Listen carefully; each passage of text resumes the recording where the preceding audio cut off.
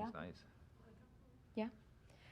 I will now call to order Clarke County work session and public hearing, February 14, 2022. Any questions about tonight's agenda? No, I would move we accept the agenda as presented. Second. All in favor? Aye. Aye. All opposed? Dr. Bishop?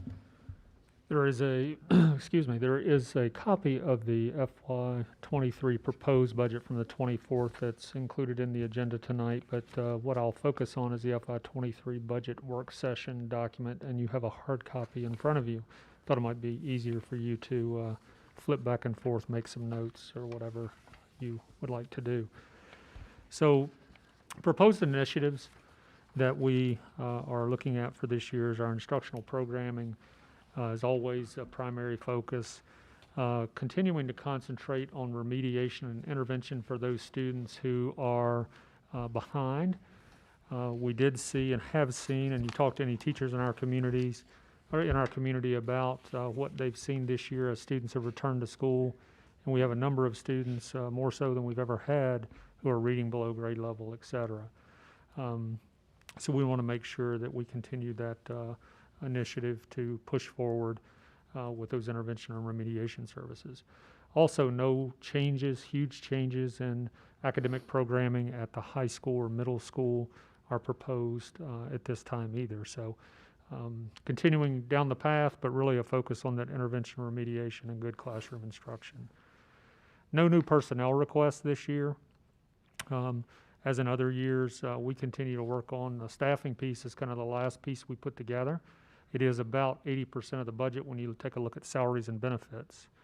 And as we've done in past years, that will be presented in February, the 28th of February as part of the final budget adoption process.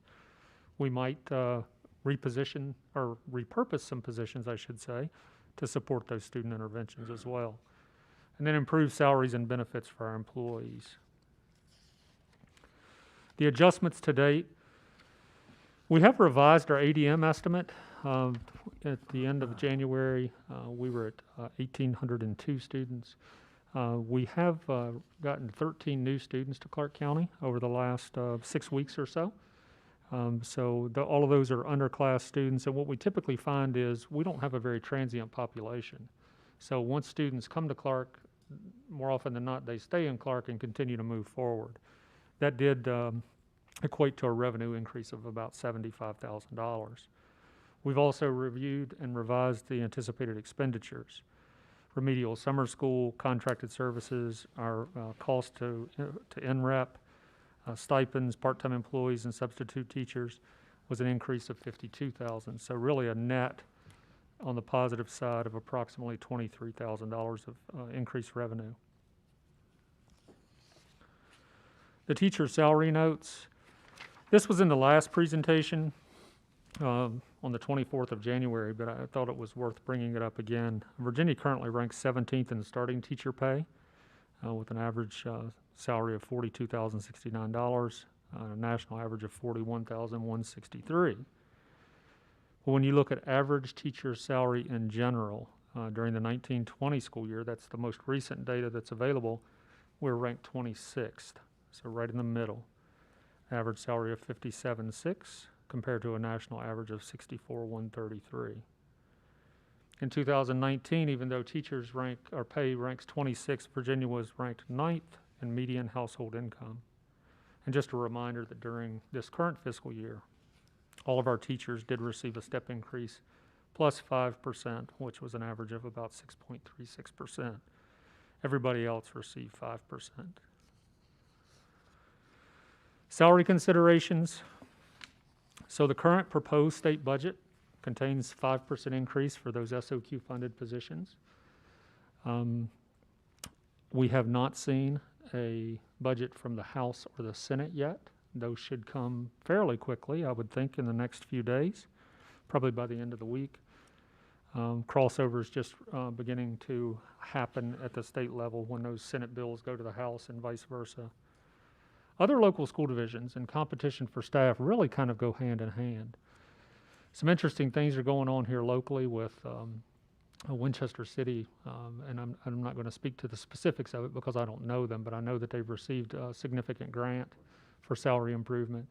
Frederick County announced last week that they were going to offer 5% or propose a 5% increase for all staff, but they were differentiating pay for special educators. Special education teachers, on top of the regular salary, would receive a $7,000 stipend, and special education instructional assistants would receive $3,500. Now, if you just look at this year's salaries, in effect, what that does is it puts a special ed teacher in Frederick County fairly close to being on par with Loudoun, not taking into consideration master's degree stipends, etc. So a teacher making $48,000 in Frederick gets the $7,000 increase plus the 5%. Starting teacher in Loudoun this year is $55,000, so it's going to be the same ballpark. So we have to keep that in mind. Competition for staff goes beyond teachers.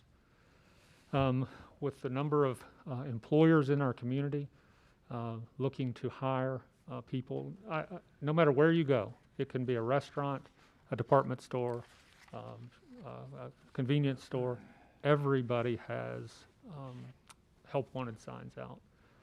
Some of those paying, $15, $16 an hour. You go to Sheetz, get gas, you see a sign now hiring $15, $17 an hour to work at a convenience store. Our instructional assistants, food service workers, transportation workers, and all those support staff, clerical, et cetera, we're in competition and potentially could lose people for additional income. So the salary discussion piece, there are two links there for, actually, let me just mention this inflation since the start of the pandemic. We are currently sitting over since January of 2020 to here just recently, the U.S. is approximately 7% in the consumer price index, a 7% increase. We all see it when we go to the gas pump. We see it when we go to the grocery store and when we purchase other goods and services. So it comes as no surprise because we felt that at the cash register as we've been purchasing things for our own homes. The salary discussion page, there are two links there for those individuals who are watching from home or want to review the documents, but there are two hard copies for you. So the first is the CCPS over and under. Mr. Catlett put this together for you, and I know he shared this with you once before. It compares Clarke's current salaries to those in Warren County, Winchester, Frederick, and Loudoun. And then there's a box there that compares our salary at each step of the way with the competitor. So as an example, at step 0, Clarke is $44,000, Warren County's $45,900, so we are under by $1,900. As you follow each line across to the individual school division that's represented there, the board had asked us to include Loudoun County in this year's comparison, and Mr. Catlett has done that. There are certain places along the scale where we're really close, and there are others that we are significantly behind. Questions about that particular spreadsheet?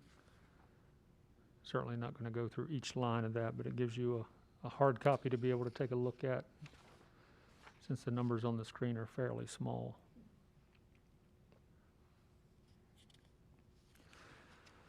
The next page is the proposed salaries increase for this year. We are looking, or have proposed 10%.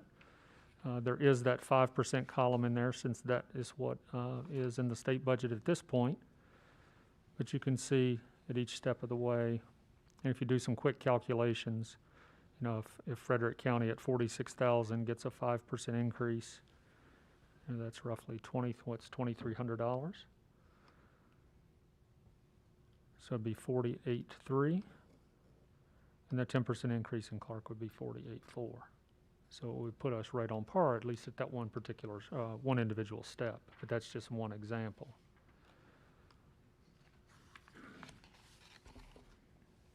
Again, that doesn't take into consideration any differentiated pay.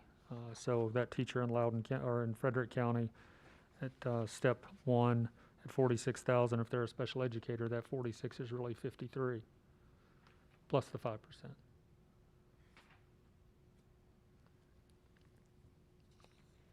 Questions about those two documents?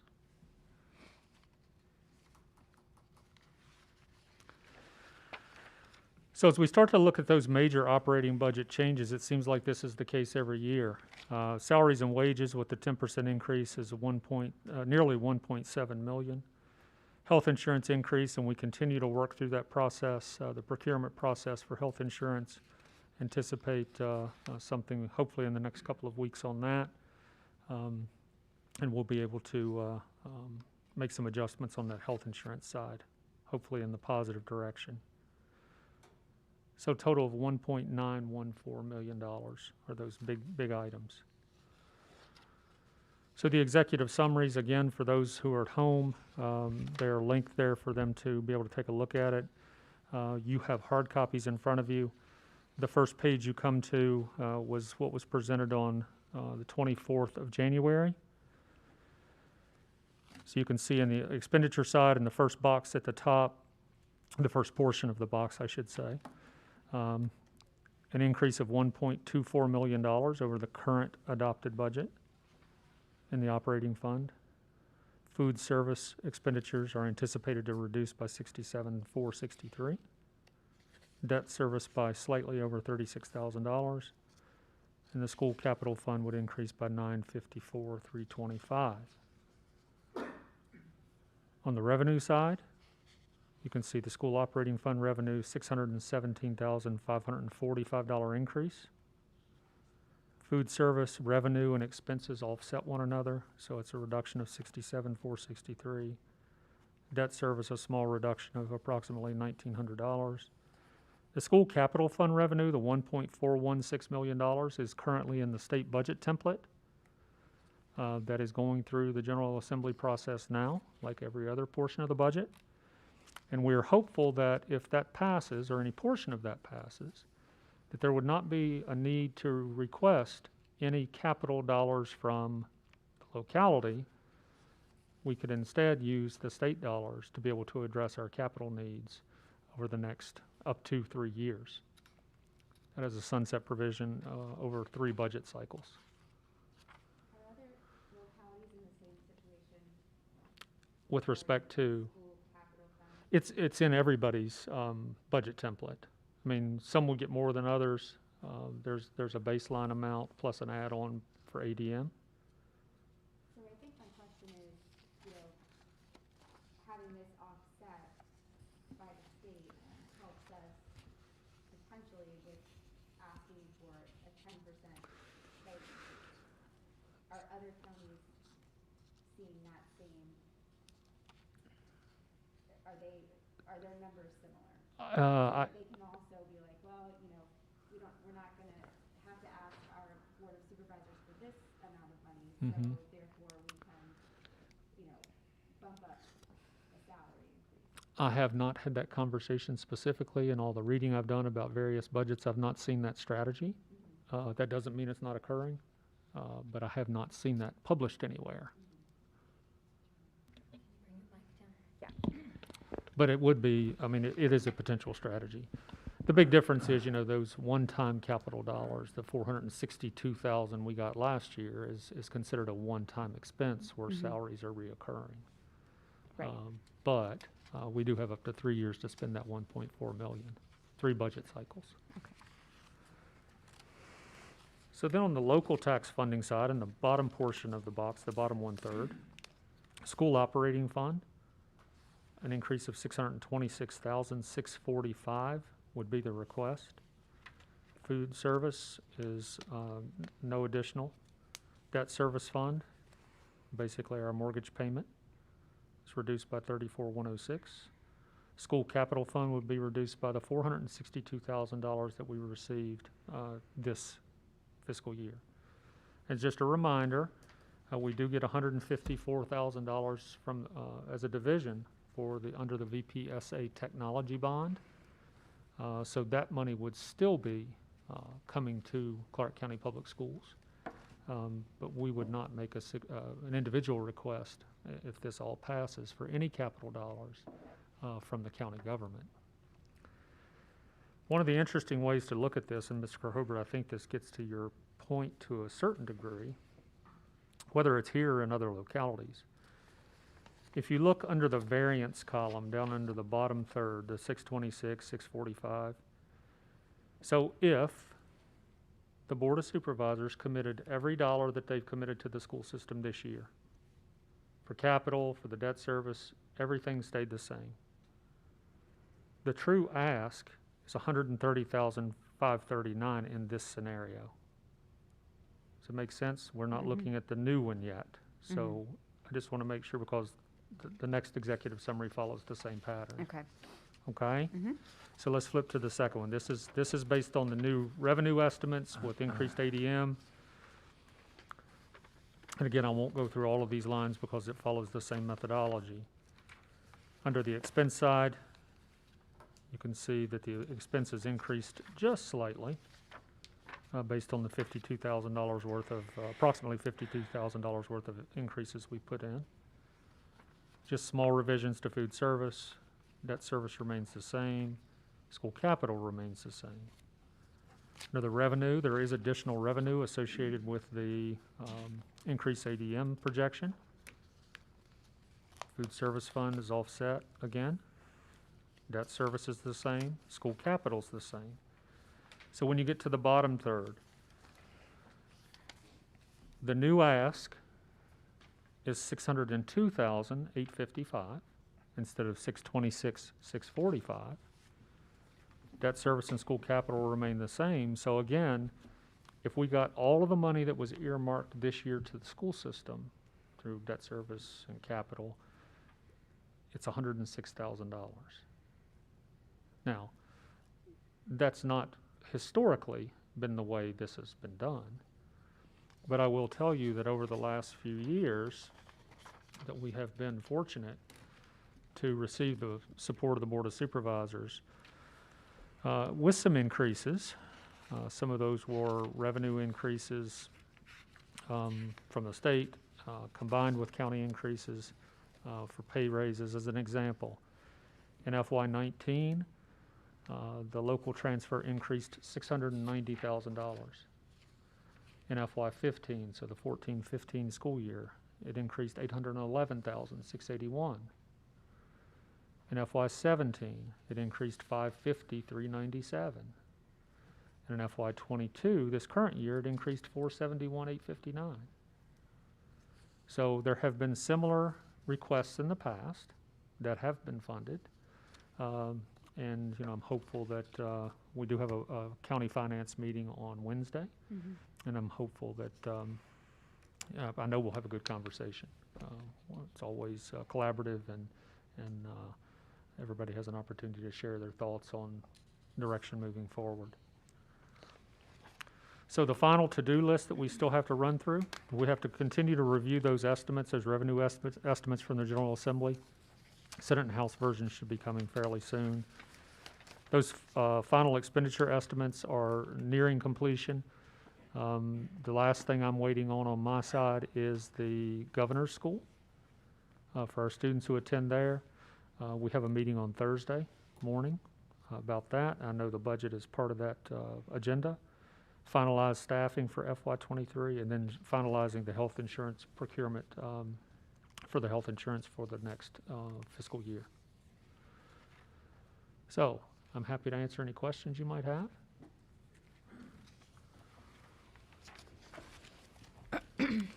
Mr. Schutte, any questions, comments?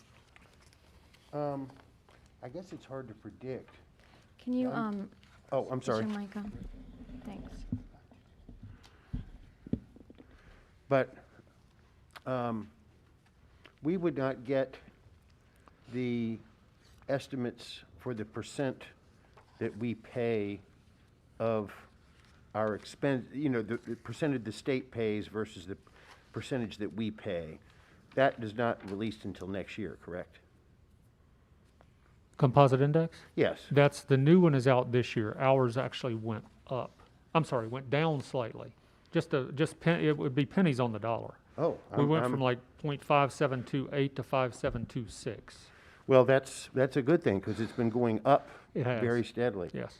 And from just seeing firsthand the people that have been moving into the county, I don't know how many of them will be residents of the county, but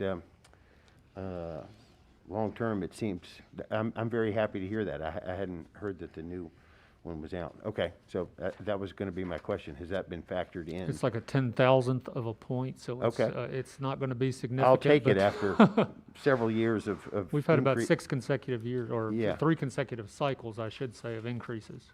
Yeah. Okay. That was my question. No, I think it's all very clear the way it's laid out, as it always is. Mr. McDonald? Yeah, it's definitely clear, it's definitely well prepared, but I'm just doing some infantry math here, and even with a 10%, we're still gonna be the lowest paid county in the vicinity. Am I reading this wrong, or? No. No. And even when we give increases, we know the other counties give increases. giving- So while right. we're trying to catch up, we're actually still behind. We're playing catch-up, and we're still behind, and we've got a 7% cost of living increase. Yep. I mean, you get what you pay for. And in the past, we didn't, I mean, the past couple years, we had discussed we wouldn't compare ourselves to Loudon. But this year, Mr. Turkel wanted to see that comparison and clearly, and we know we definitely lose teachers to Loudon, so just in doing the math, this $11,000 difference is just under, At the 9. beginning, look at the top. yeah, That's no, the so that's what I'm That's- yeah. talking about. 50% Yeah, in some places. Yeah, I mean, that's just under $1,000 extra for the month. Yeah. That's a big deal. that's a big deal, just to drive over the ridge. It's Right. not. What do we do? I mean, how do we, I mean, we have to, if we don't pay the teachers, they're gonna leave. And does the county recognize the impact of the teacher? I mean, everyone understands the impact, but when you think about it, you know, we've gotta figure out a way to make it more beneficial for good, how do you keep, you can only retain good quality people by paying them. And if we're at the bottom of the barrel, I hate to say it, but, and I'm not disparaging anybody or anything, but I mean, good teachers are gonna go where the money is. No, this has been our focus, and we have been chasing it every single year. It is always our top priority. And I mean, personally, I go for, and I think I've said this, I'll say it publicly, I think we should, go for 20%, but I think that, I'm being new here, and I'm just looking at this, I'm saying, if we are the lowest paid county, our teachers the lowest paid in this area, then eventually we're gonna be in a real world of hurt. Especially after these past 2 years.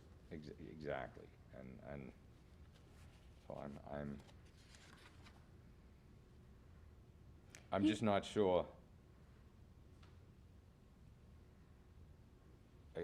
Again, as the newest member, I'm not sure, how do we propose more? How do you squeeze blood out of a stone? Because that's what we need to do. And figure out how to pay our teachers more so that we can retain them. And this is just, I'm open to public suggestions. Everybody, this is not, what do we need to do? How do we do it? Does anybody have any ideas? Is it, Dr. Bishop, do we go after grants? Do we go after, what can we go after? What is it that we as a board need to do to find more funding? So the problem with grants is, once those grants are gone, you have to Right. fund locally. Yeah, exactly. So, anytime you go for any grant, it's a again, one-shot I'm deal. like you, I'm not disparaging anybody else's strategies, but grant money will run out eventually. Sure, And then you have some choices to make, whether you cut salaries, cut programs to maintain salaries, whatever it happens to be. So, I mean, ultimately, you know, we're thin anyway. So there are very few places that we can be more efficient to the point where we're going to free up, you know, $169,000 per percent is what you're looking at. So if you wanted to add another 3 or 4% on there, you're looking at, you know, $500,000 to $750,000. This is the biggest salary increase that I've ever proposed. You know, we've been fortunate the last 8 years. We have gotten an increase. Yeah, I mean, that's why we scrub the budget so tight every year, because we turn savings around in the current budget and try to capture those as salary dollars moving forward. So, I mean, we need more revenue. I absolutely, I mean, I'm familiar with, but that 7% cost of living is just gonna crush people. It's absolutely gonna crush people. So, I mean, I'm just open to anybody and any and all suggestions, if any, you know, and we all ought to be, in terms of how do we generate more revenue or come up with more incentives for our personnel in order to keep them. And I just want to publicly say, you know, we have good teachers, and we got to do everything we can to keep them. I mean, we've just got to, and people have to understand that, you know, it costs money to retain good people. That's all I have, I guess. And it costs money when they leave, because it's the retraining, it's all the stuff that we Everything. have to do to get people You lose up to speed. Institutional knowledge is incredibly valuable, and when you lose that, it's devastating to an organization. So, I mean, I'm just, okay, and again, I'm just get my feet, my arms wrapped around the whole process, so that's pretty much all I have. Mr. Turkel. So, I mean, obviously, we've been, you know, whittling away at this for a while. I think one thing that, you know, we recognized early on is that I think there is a sense that working for Clarke is an incentive in itself. And so, you know, I want to hand it to our administrators for creating environments that are employee friendly, and let people feel like they're appreciated and that they want to show up. So that's, you know, that's part of it. And then there's the dollars and cents side of it.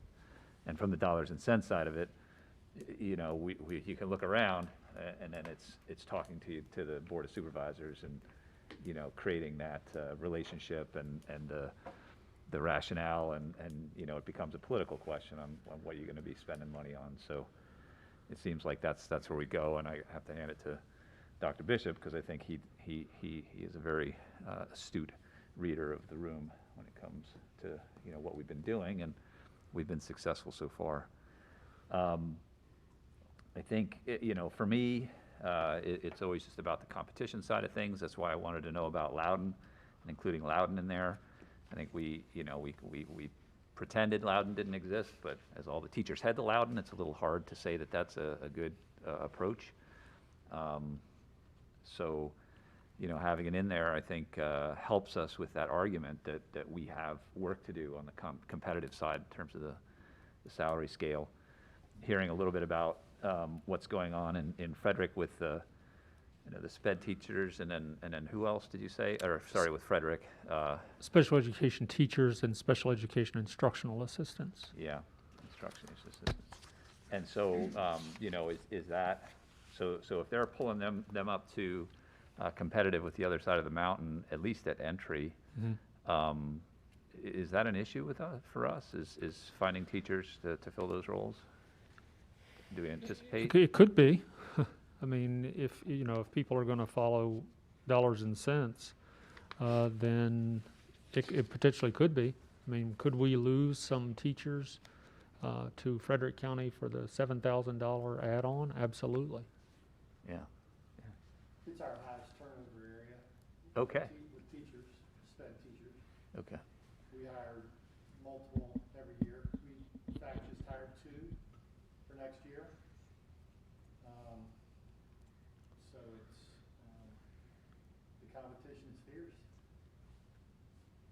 And particularly in that area, that's interesting. So, you know, as I looked at this, I was just trying to figure out how do we get more to instructional staff, and then in looking at it, you know, last year we say we had a 5% increase plus step, which equaled 6.36.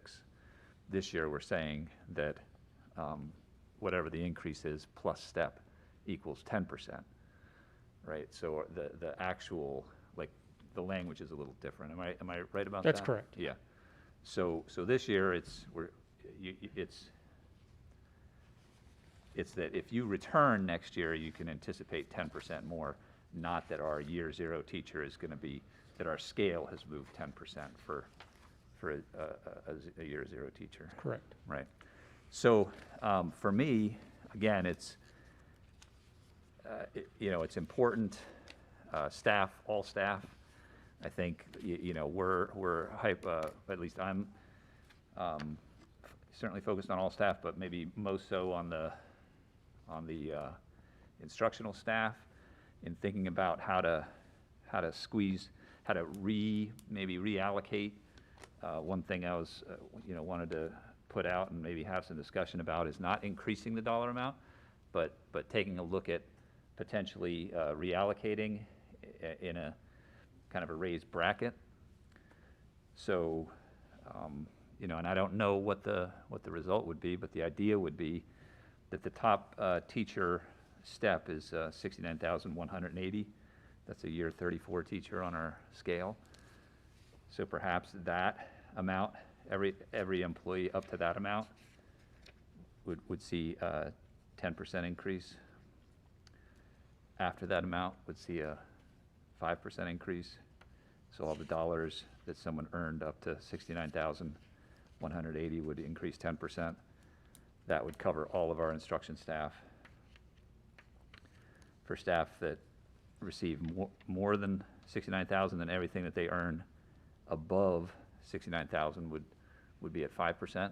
And then the question would be, where would we reallocate? I was thinking put it back into the scale so that we could actually get closer to everything, but maybe it's more important to focus it towards SPED if we're having high turnover there, if we see a target area that's creating a problem and that others are addressing with incentive, then maybe we could do that, and maybe that would be more effective for the amount of dollars that we're talking about.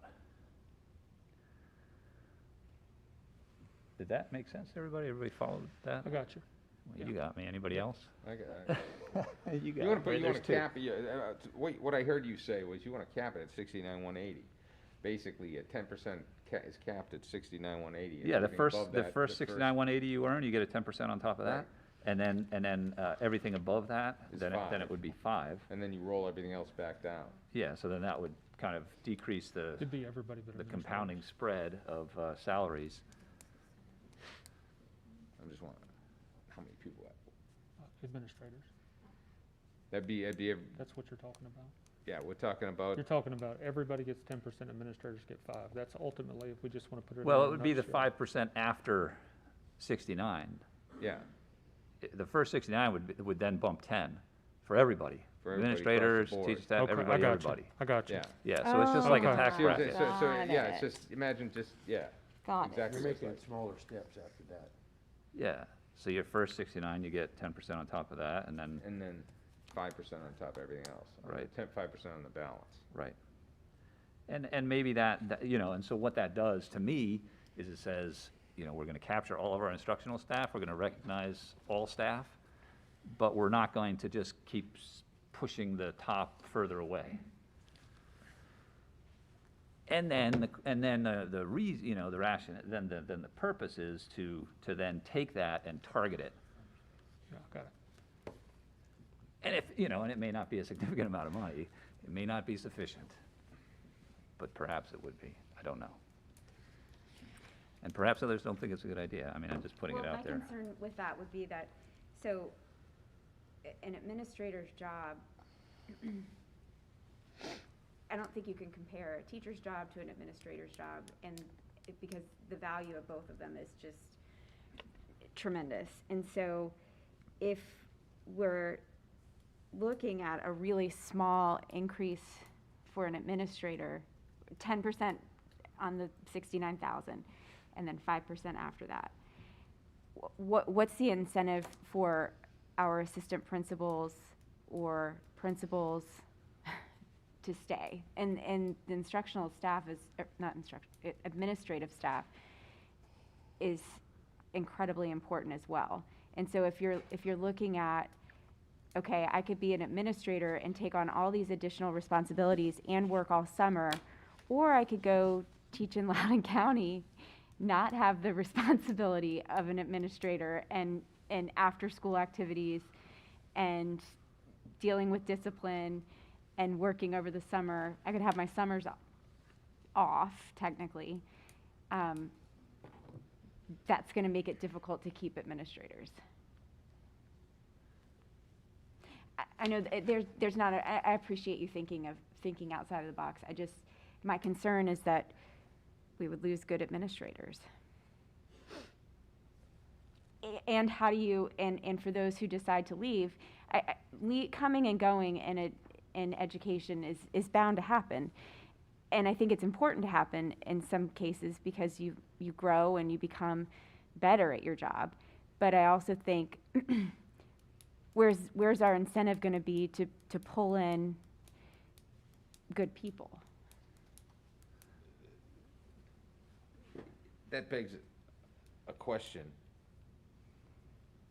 How does the administration staff compare across the board? That's You want to information. address, Mr. Catlett looked at that last year. Do you want to address that briefly? So we've published that for you, as recently as last year. Okay. And, I can put that together again for you if you like. But you would see the same. Comparable. You'd see the same argument, Mm-hmm. for the admin scale that you see in the teacher scale.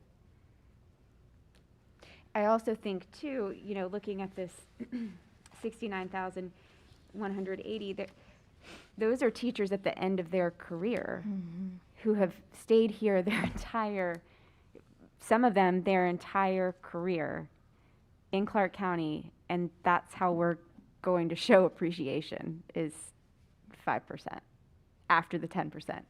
Well, their entirety would be, I mean, if they've been, you see it tops at the top of the scale. So Right. you can't Well, not get a 10% if you're on yeah. this scale. Yeah, right.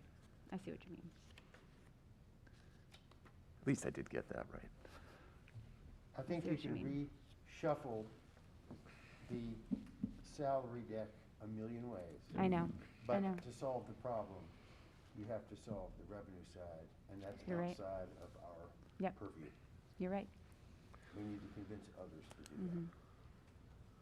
But that's why I brought up the thing about the difference in the wealth creation formula. Mm-hmm. You know me, for years, I Yes. have railed against the word average as opposed to median. Loudoun County is generally seen to be the wealthiest county in the country, or certainly one of them. And yet, we have paid, I don't know if it'll change this year, but for the last couple of years, we have paid a higher percentage. Our composite index has been Yeah, higher. the composite Right. index, because of the use of the word average Mm-hmm. as opposed to median. So, you wanna know how to do it? Go to our state senators and say, change that word. Mm-hmm. So one of the things that we've seen too, and I'm not going to speak to any specifics, but I know that we have school divisions locally that have continued to carry a number of unfilled positions, including some that are higher paying. So pay sometimes doesn't seem to be an issue. Mm-hmm. You can't find people, and that's part of what's going on now too. That's why the competition is going to be, Mr. Catlett's words, competition is fierce. There are going to be fewer people to choose from. This is not a COVID phenomenon. That's the fact, and it was the fact 6-7 years ago. There are fewer and fewer people coming into this profession. And when they get here, most who leave in their first 5 years. Higher paying jobs. This happens to be an area of the state where there are lots of jobs toward the city that people apply for outside of education. So, and again, I'm not going to speak to any specific school division, but I know in some conversations that I've had and that Mr. Catlett has shared with me, with those that he's had with his colleagues, there are a lot of school divisions who have unfilled positions. We were fortunate not to have that situation, at least classroom teaching positions. Is that fair? It's accurate. Have you been going to colleges yet to recruit? How are they doing it with? We've had a few virtual. We have 2 in person coming up. Have 5 scheduled at this point. And we think, is the pool smaller? Much smaller. We had a regional meeting just last week, and the consensus in the region is that the number of employees overall who are filing for retirement and leaving the profession, it's unprecedented. So there's literal panic in the region, thinking into next year. And so, I've said this before, we started hiring earlier and earlier. We've hired 3 teachers for next year, which is a lot for us at this point. 2 sped teachers, excellent candidates, and so we just have to, be aggressive and be on our toes. And I tell the principals all the time, when the applicant pool fills, interview.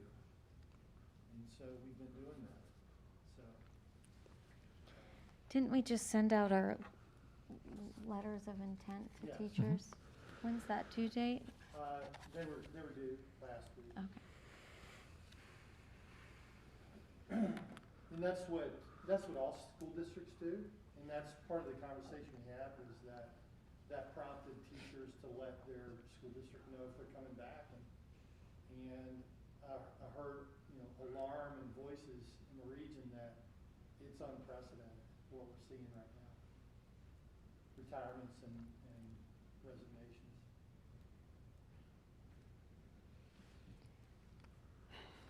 But we'll get it done. We always do. It's like MacGyver with duct tape and ballpoint pens. You've been, We'll you've make been it, MacGyvering it for the past few years. we'll make it work. We don't have duct tape left. Ms. Kerhobert? I just had a couple of thoughts. So one, if, I can't imagine us asking for more than a 10% pay increase for school personnel, but I was thinking, can we think creatively and increase planning periods, and have smaller caseloads for special education teachers?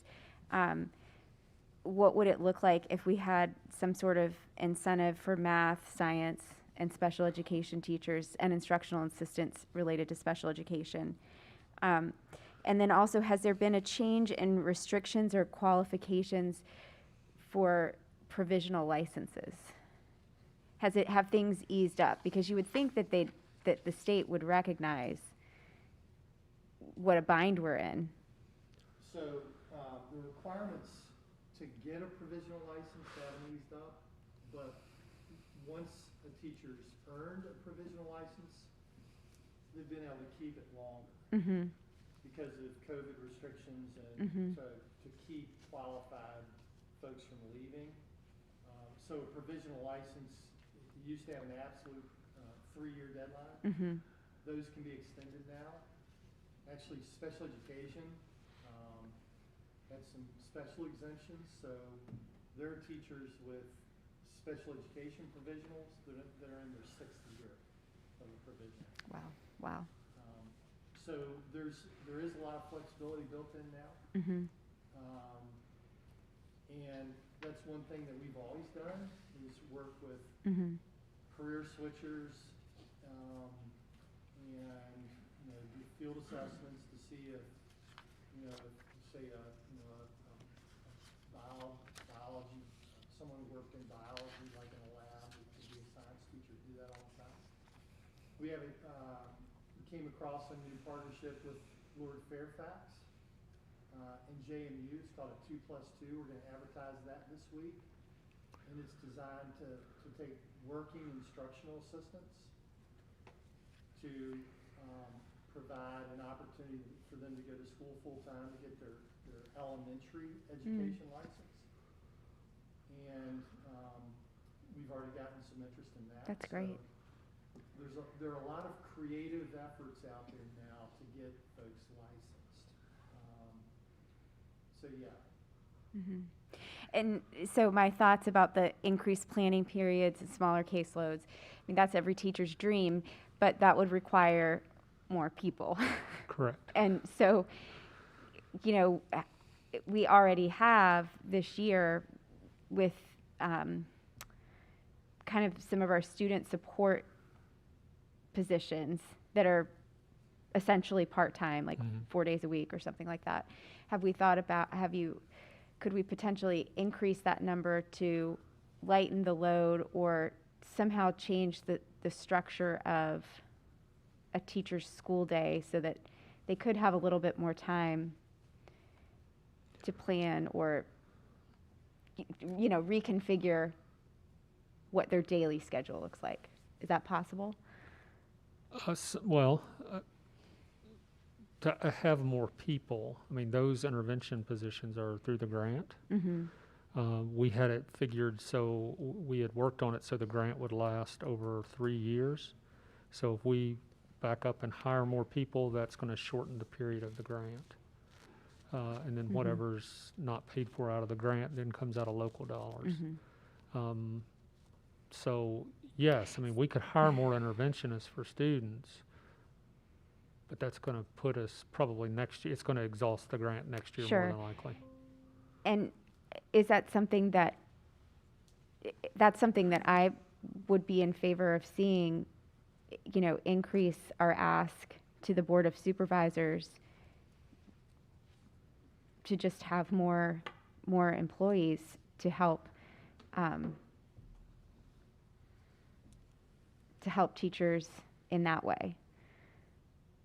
Because if you know, just I know that you can, that making $30,000 more in Loudoun County is you just can't compare that.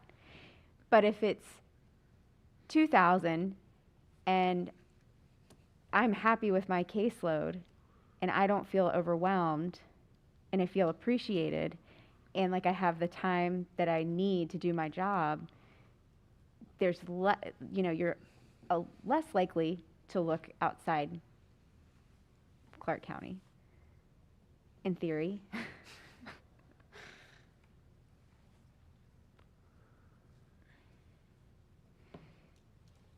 I don't disagree with you. Yeah. As I say to my finance class all the time, the size of the pie is always the same. It's how you divide it up that matters. So the size of the pie for the county is going to be so big, and then the size of the pie for the schools is going to be so big. So until the pie gets bigger, you know, being able to sustain this is what becomes difficult.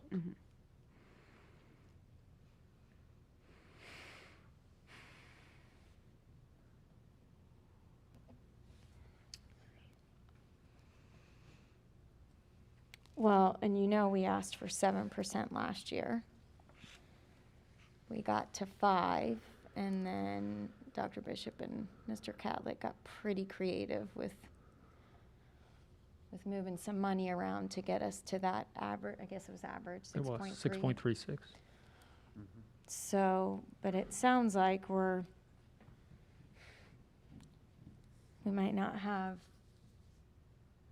the ability to stretch as much this year. I'm not saying it's not possible, but I'm just, if we don't get to 10, I'm not sure where we will realistically land. And unfortunately, I kind of want to make note here, and Dr. Bishop, tell me if I am wrong, but I've been going through the past budgets Mhm. over the past 1, 2, 3, 4 years.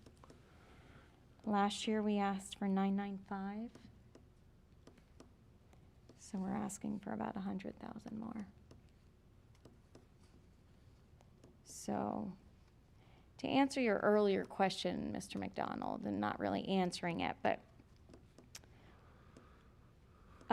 our conversations with the Board of Supervisors has always been really collaborative each year.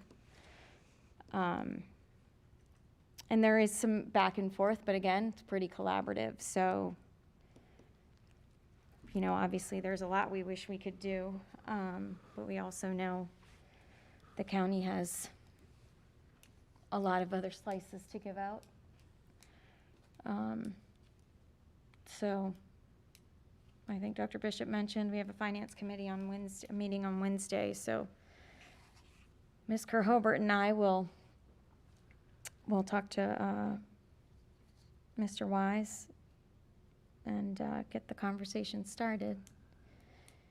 I think we kind of gave him forewarning that we would probably be reaching for the stars. So we'll see what we can do, but Yeah, and I think to that point, if I might, I mean, you know, it does seem like there is the reluctance to have this differentiation between county employees and school system employees, and you know, the county would say, you know, I mean, we're feeling like this feels like a good number, and you guys keep pushing us up because you say the teachers need something, and then we come back and we say, well, okay, but we really want it for everybody, and I think that's kind of driving part of my, you know, this pursuit of kind of a middle way or something, because otherwise it just comes down to, you know, we talk about retaining teachers and instructional staff, and then we come to a budget session and we say, okay, but we really mean everybody. And that doesn't really work when the county wants to match us, and they say that's too much for us to carry on our side, so, you know, you guys got to come down. You said 7% everybody? No, we want to do 5%, we'll give you 5%. I mean, that was last year. So we might face that again. I mean, here we're saying 10% for everybody, and so, you know, that's great. I'm all for it. I think this is a number. I think it may be the number again next year. I'll just, you know, kind of prepare ourselves for continuing to take incremental steps to keep us in the competitive direction. But you know, I think we're gonna need to have a plan B if we do get knocked back on just that point that we can't do more than what the county's prepared to do. And perhaps we can do that if we differentiate instructional staff and say we have a unique and critical problem within this certain group of employees. And that's where we can start to say there needs to be some difference.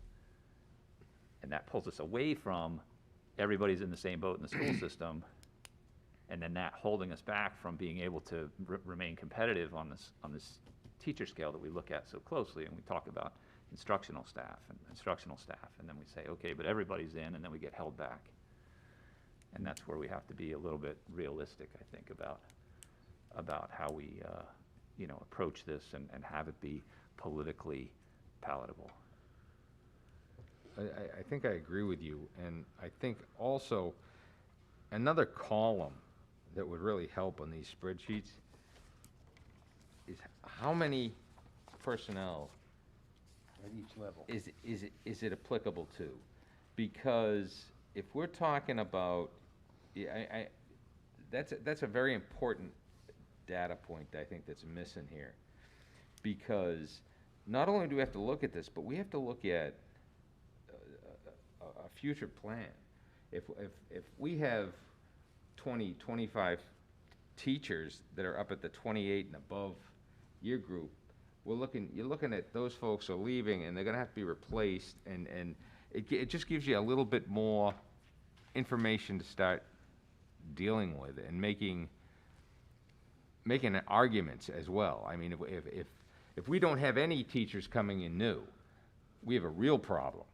Then you have a real problem, and it's because the base level because we're not even offering enough salary to attract a teacher at the base level. Whereas if all our teachers are at the 17 and above range. So I think that data would be helpful as well. You've given We that can, we to can us pull that before, pretty right? quickly. Yeah. Mr. Calyx provided that in the And I'm past. not saying we haven't. Yeah, we- Again, Oh, yeah. this is the first time I've ever looked at these spreadsheets, so I'm sort of drinking from the fire hose a little bit and trying to get my arms around, you draw the bell curve under this, and where do the teachers sit? Middle, 20 years and less? I mean, we don't have that many people that have plus or 30 years of service in this division, and 2 of them are sitting at this table.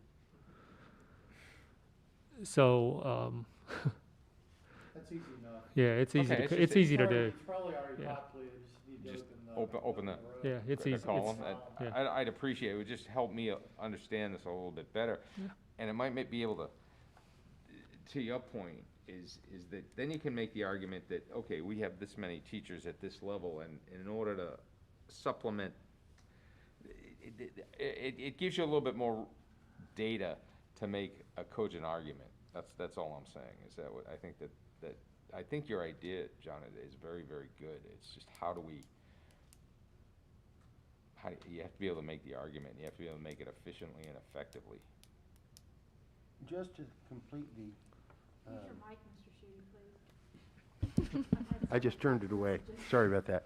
So, but just to complete the picture, and you all can give more detail on this than I, but there is an incentive for teachers getting near the end of their career, an extra incentive to go to Loudon, because isn't it your best 4 or 5 years, your best 3 years go and have a great weight in determining your pension?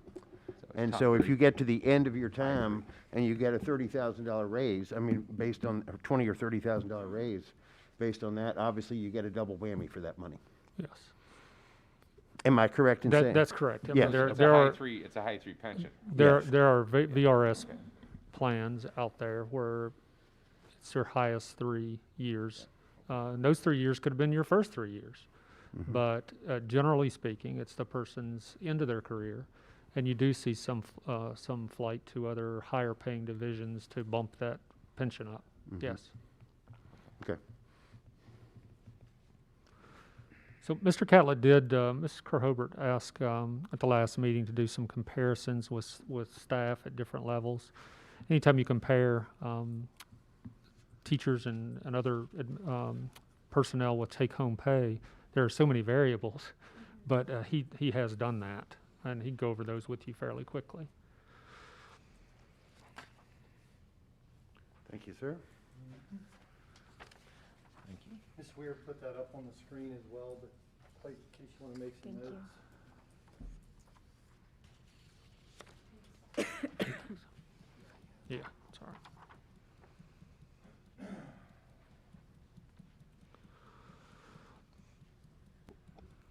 All right, so as Dr. Bishop said, I was asked to show how certain employees go from gross pay to net pay and to illustrate some of the deductions that are taken out of a paycheck. So I gave 2 teacher examples, 2 instructional assistant, a couple drivers, and a clerical position.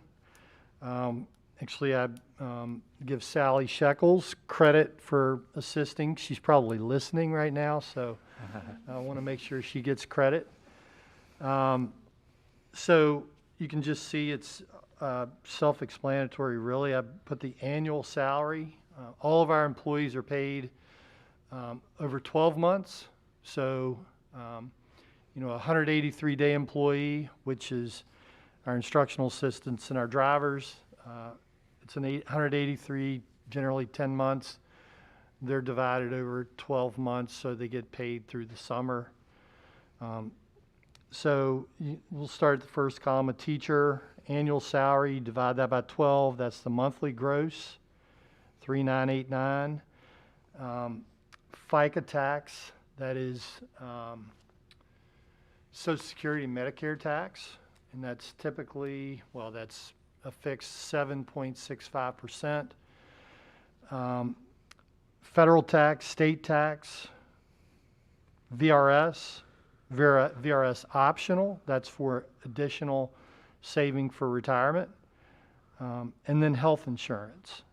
And so in that first column, you can see this teacher takes the $500 deductible single plan. So all those deductions, she takes home, or he or she takes home $27.28. Just a note about the tax, federal tax and state tax, you know this, but there's a worksheet you fill out when you start employment or really at any time. There are a lot of variables to determine how much tax is taken out of your paycheck.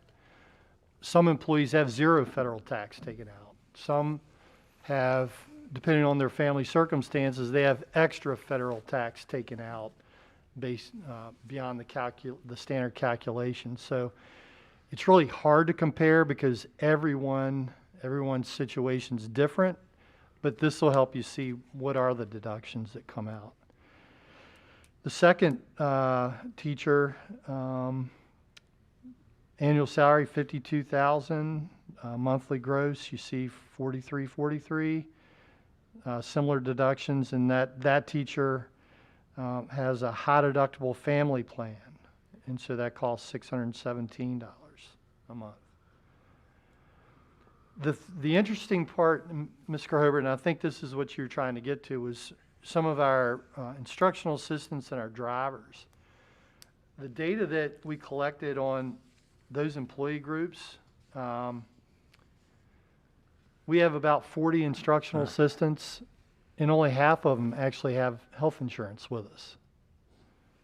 So you think maybe that's a reason for folks to come, is partly to have health insurance? Mm-hmm. About half of our instructional assistants don't take our insurance. There are only 2 instructional assistants who actually have a family plan. So most of those instructional assistants who do have health insurance are taking the single plan. And those single rates can be very affordable. And those are the numbers you see in there. The family plans are really expensive, but again, like I said, the instructional assistants, we only have two of the 40 who have a family plan. And the same trend really with bus drivers. 8 of our bus drivers don't take our health insurance. 9 of them have a single plan. Only 1 has a family plan. But again, you look down those columns for an instructional assistant with their gross pay, an instructional assistant making $17,000. That's step 5 on our scale. That's $1,460 a month, and then you see the deductions through there are much smaller. And then a health insurance, so a take-home pay for an instructional assistant a little over $1,000 a month. An instructional assistant who makes $26,000, that's $9,000 than the previous person. But then you look at the deductions through there, and the family, the dual plan, they're almost taking the same amount of pay home per month. I won't read all these to you, but does that get to what you were looking for, Ms. Yes. Hobart? Thank you. We were really careful about the examples that we selected here Right, too, of course. because there's some situations that people could be identified. Mm-hmm. So we Mhm. wanted to avoid Sure. that.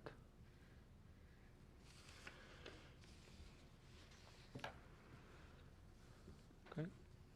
Any direction for us budget-wise? I mean, we can look at, some of this, Mr. Turkel's proposal and kind of work through that a little bit to see what that looks like. Yeah, and then what it looks like to I mean, that was a middle ground, but, in like, even looking at this chart, I mean, I see the clerical right here, and I think, the thing that we hear all the time is, we have clerical staff working over here in the county office, and just because they work over there, you're gonna give them a bigger raise than we are over here. And that's problematic to the point where we don't get, you know, anything more than what they're getting, and we slip behind on our salary scale. So just, I know it's not what we want, but I think we need to be prepared for it. So, you know, I do want to focus resources towards the class of employees that we have been talking about endlessly, and that's our instructional staff. And so in whatever configuration that doesn't require, you know, that works with the math that you've presented, that we come out the same, whether it's this, you know, the raised bracket approach, that's crafty or whatever, or if it's in the full-on, okay, then everyone that's not a instructional staff is going to get the whatever the county's getting, say it's 5 or 7 or whatever they're going to propose this year, and then everything else goes towards the salary scale. Okay. So that we just preserve, I mean, I think you know, the overall spreadsheets for me, they sound great. It's the year, you know, we have this opportunity. It's not significantly more of an ask than last year. It shouldn't, it feels right. And so however it needs to be that we can make it work, I think we should hold on to that and make it work. Okay. That's my Are you including IAs in the instructional staff. instructional staff? Bus drivers? No? Yeah, I mean, bus drivers always throw you off because there's no kind of comparable over on the county side. But, you know, I think that goes to a question for Mr. Catlin, Dr. Bishop on, you know, I mean, the whole idea is competition and retention and what's allowing us to maintain a quality education. And certainly we need kids to get to school, and we need, you know, we need to be able to make that work. Are we making it work? Are we not making it work? You know, are we losing people to our competitors? Are we scrambling? Are we, you know, what's the cost of training? I mean, it doesn't feel as great as the cost of retraining and repositioning a teacher. So, you know, that's a question mark for me. It's every employee group, Yeah, and everyone. Yeah. Yeah, so fierce competition for bus drivers.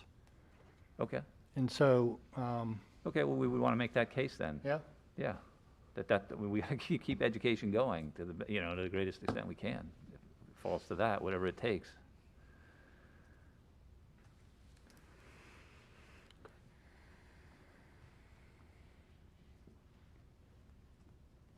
Sorry, I'm just doing math over here.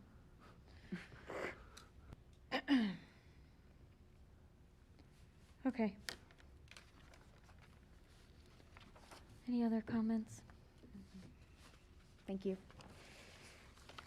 Yeah, thanks, Dr. Bishop, Mr. Catlett. Appreciate it. Okay, I will open up public comments for fiscal year '23. Ms. Weir, do we have any? Yes, ma'am. Mark Griffin.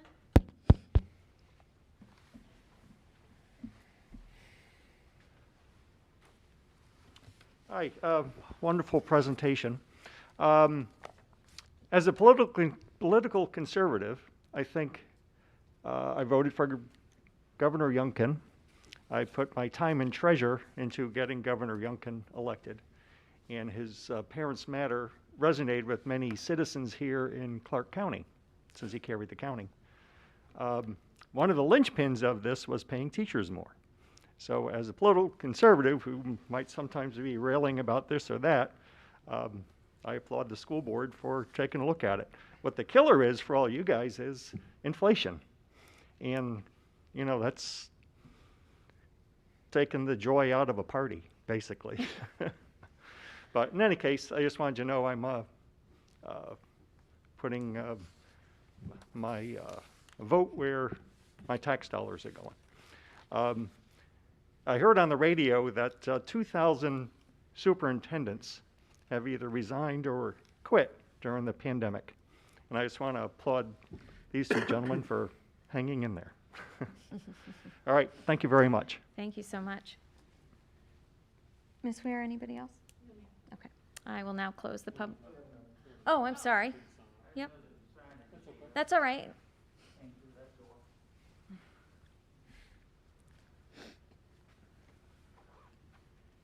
How are y'all tonight? Good. My first school board meeting. Welcome. Been a long time since I was in school. I have a presentation. I'll give you all a copy. And I'm sorry, so can you give us your name, and then there is a 3-minute Yeah, I'll read speaking it time. to you. It's all in there. Okay. My name is Carl Maples. My family resides at 207 Swan Avenue. This property is located next to the Johnson Williams Middle School. It, along with Frank Lee's house, are the closest residences to the school building. In the past, the area was noted for being a quiet section of Berryville. It is no longer quiet since several large unshielded HVAC units were placed on the roof of the school. Sorry, sir, can I just ask you, is this regarding the budget? Yes, it is. Okay, continue, sorry. Frank Lee and I have contacted several members of the administration concerning the HVAC noise. Dr. Bishop has been very responsive and met with us at the school to discuss the problem. It is my understanding that an HVAC contractor examined the units and made some alterations that reduce the noise level being emitted by the units. Recent sound meter tests show some decrease in noise levels. However, the noise level at my residence is still highly unacceptably high, excuse me. There's 5 exhibits which I won't go into. They are sound readings at the school as opposed to the Berryville graphics. The summary on that section is the sound readings at Berryville graphics are lower than those at Johnson Williams Middle School. I hope we can all agree that the building housing an institution of learning should be quieter than a factory. It is standard practice to place acoustical shielding around HVAC units placed on roof buildings and office parks. It directs the noise upward instead of propagating it horizontally. The HVAC roof units at Clarke County High School have shielding around them. It is inconceivable to me that the HVAC mechanical contractor would not have included acoustical shielding on a job proposal, especially since he would have had to inspect the job site before submitting the bid and would have seen how close the units were being placed to established residential neighborhoods.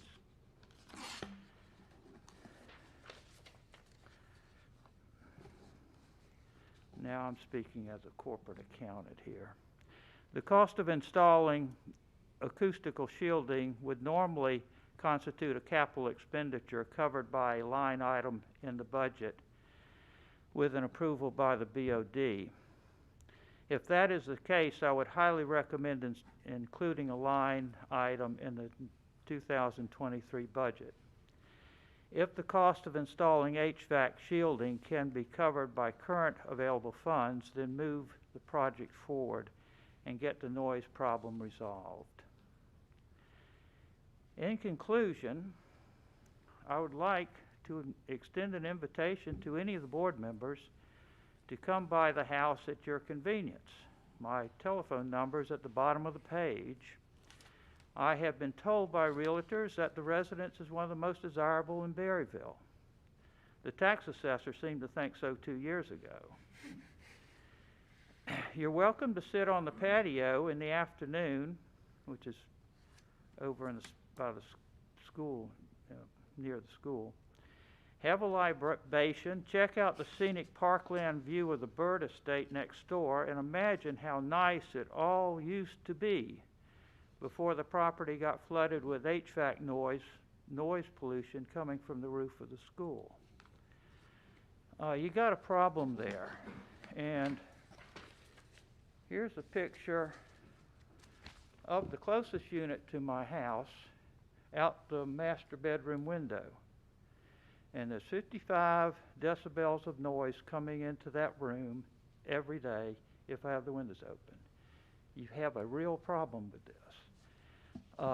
So I hope you'll get it resolved one way or the other.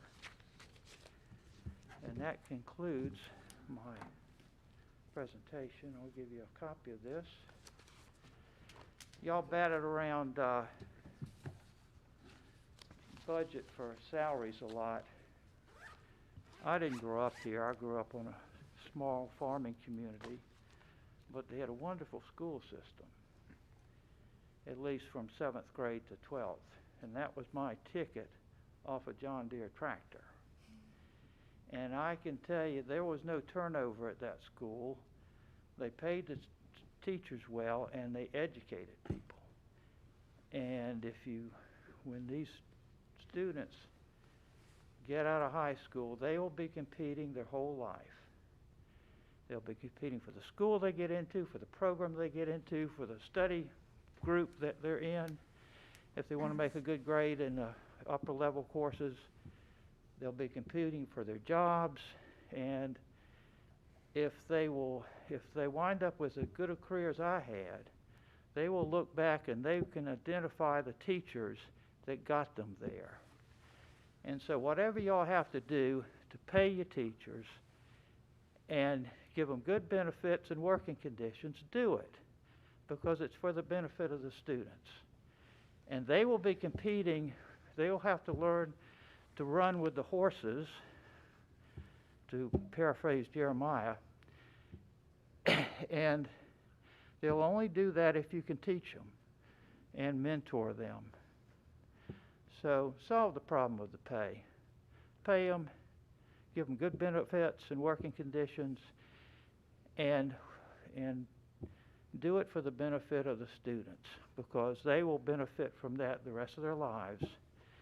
And if they had as good a career as I had, they will be very thankful for them. Thank you so much. Thank you, sir. Any other? No? Okay. I will now close the public hearing. Thanks so much. I appreciate it.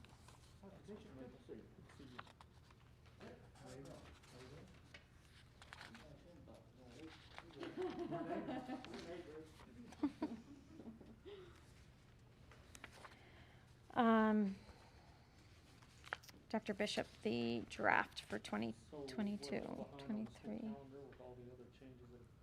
Gone into effect, but here's the first draft. This was put together by a committee of 2 representatives from each building.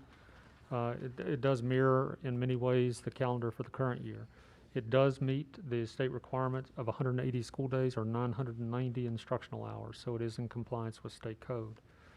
July is pretty nondescript with just the holiday there. In August, we would return teachers. The first 3 days are for new licensed personnel. Those are also flexible work days for teachers who are returning to us. All staff returns on the 15th through the 23rd for work days, professional development, and school would start on the 24th. When's the fair? The week week of before? it's the second week, 15th. so it would not be in conflict. Second week, meaning the 8th or the 15th? Yeah, the 8th, I'm sorry. Oh, the 8th. Yeah. Okay. September, Labor Day, and then designated in purple are the elementary work days. And I know you received an email about that today.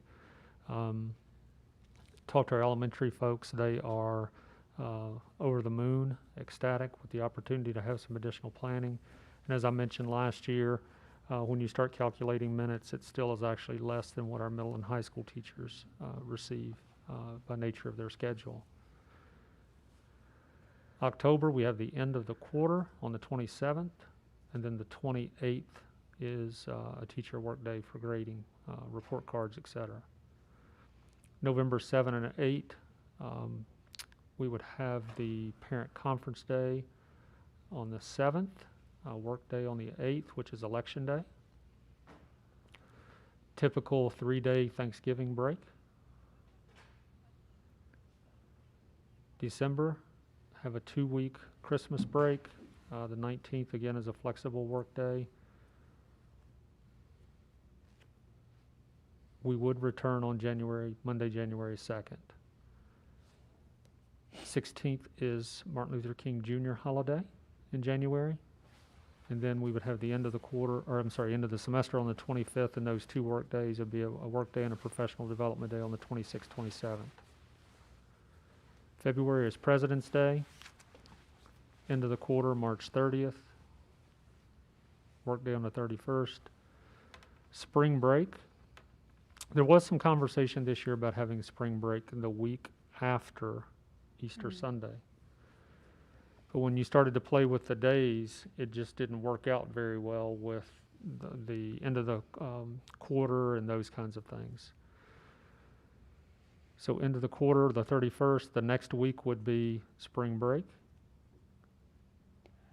And then on the 10th, we'd have that work day coming back in. And, we're trying to get our 20 work days in here as part of our calendar. May, we have the Apple Blossom holiday on the 5th. 29th, Memorial Day. School year would be over on June the 9th with teacher work days on the 12th and 13th. So it does follow, part of, I know the board's conversation over the last couple of years, Mr. Maples just mentioned it, working conditions, and somebody mentioned it earlier about, some of the things that we do to try to create a culture and a climate that make sure people want to stay here. And equalizing planning is part of that process. Our middle and high school teachers get 90 minutes per day. Elementary is an average of 150 minutes a week, so 30 minutes a day. There is a bill going through the General Assembly right now that would extend that to 45 minutes, but our teachers already get 45. Our specials period at the elementary school is already 45, so it's not going to mean any new bill will not, or new law, will not mean additional planning for our elementary folks. Again, just like the budget, I'm happy to answer any questions, take your feedback and input on this. It did go out this afternoon for staff input as well. So we'll be getting a lot of comments in the next few days, I'm sure. So it looks like we're kind of back to our August start date, Yes, right? So that's, slowly. yeah. Comments, questions? One question that has come up the past 2 years, every year around the time of Labor Day, is why is Clarke County not following the state law that says that we have to give students the Friday before Labor Day off in addition to Labor Day?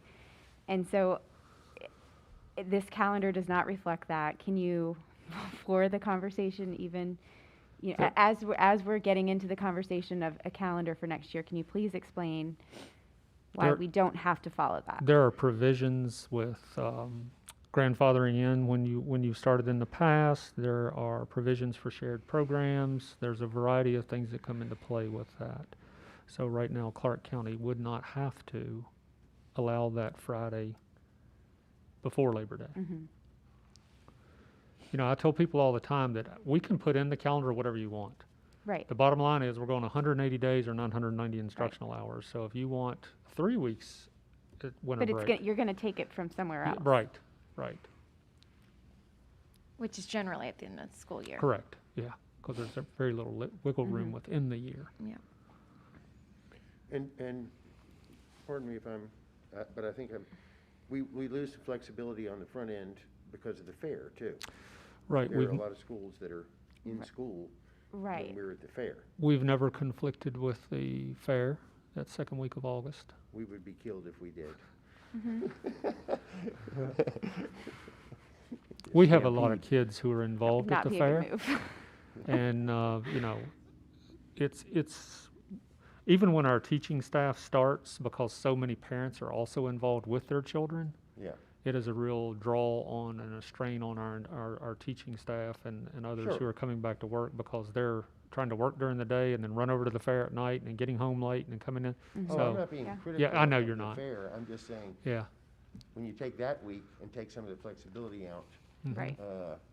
then And I think there are a number of people who teach in Loudoun or Prince William, and they'll complain and say, well, you know, why isn't Clarke County following this? The county that I teach for or work for is.